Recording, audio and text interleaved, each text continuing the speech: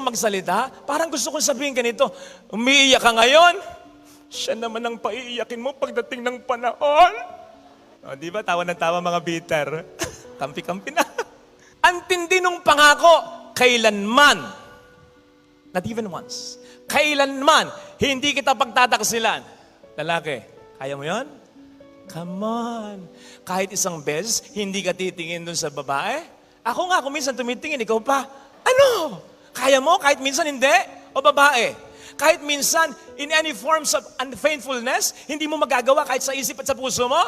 Kahit minsan, come on, wag tayo maglokohan. Wag. Alam mo, alam ko, hindi nyo kaya. Kaya nga kayo, nagpapakasal sa Diyos, naghahawakan kayo ng kamay ng mahalin nyo, kasi sinasabi nyo sa Panginoon, Lord, gagawin namin ang lahat, magpapakabuti kami, iwas kami sa tukso, iwas sa bisyo, lahat gagawin namin. Pero kulang ito. Kailangan namin ng tulong mo. Yun ang ganda ng kasal. Humihingi tayo ng tulong sa Kanya kasi alam mo, sa sarili mo, hindi nyo kaya. Tama, may mga kinakasal sa simbahan na naghihiwalay, pero walang kinalaman ng Diyos dyan. Sapat ang grasya ng Diyos. Kung hindi pa kayo kasal dalawa, ikakasal ko kayo. Kahit konti lang tayo, kahit hindi pa kayo mag-donate. Pagkatapos nun, uwi na lang, wala nang handa. Simpleng kasal. Pero sinasabi ko sa inyo, kung ganyan lang ang kasal ninyo, kahit gaano kasimple yan, yan din ang grasyang tinatanggap ng mga bonggang-bonggang kinakasal. Pare-pareho ng grasya nasa sa tao lang talaga. Walang kinalaman ng Diyos sa pagluloko ng asawa mo. Walang kinalaman ng Diyos doon.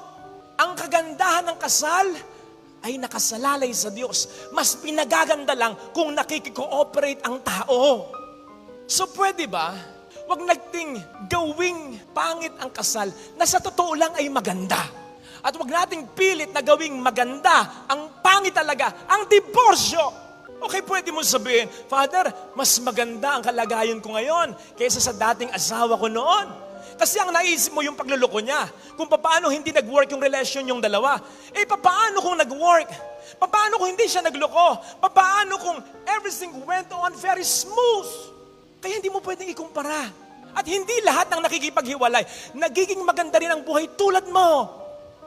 At paano na-consider mo rin ba ang naging kalagayan ng mga anak mo? O magiging kalagayan ng ibang mga anak ng maghihiwalay ding mga magulang? Come on, marami yan. Sudlong-sudlong yan. Kaya please, hindi ka naman kinokondem ng Diyos.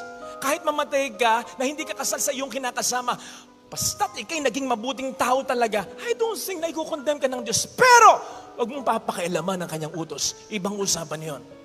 Heaven and earth will pass away, but not my words, not His rules. It will always stand. Besides, mahirap yung madali nga yung batas ng tao. Madaling sundin, pero madali ring abusuhin. Hindi natin alam kung saan tayo pupulutin. Mainam nang sumunod ka sa utos ng Diyos. Alam mo, sigurado ka, mahirap man, pipilitin kong sundin.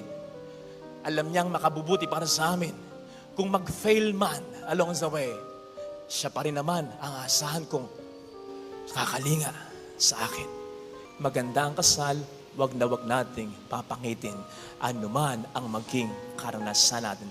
Kasalanan man natin o kasalanan ng mga taong inaasahan nating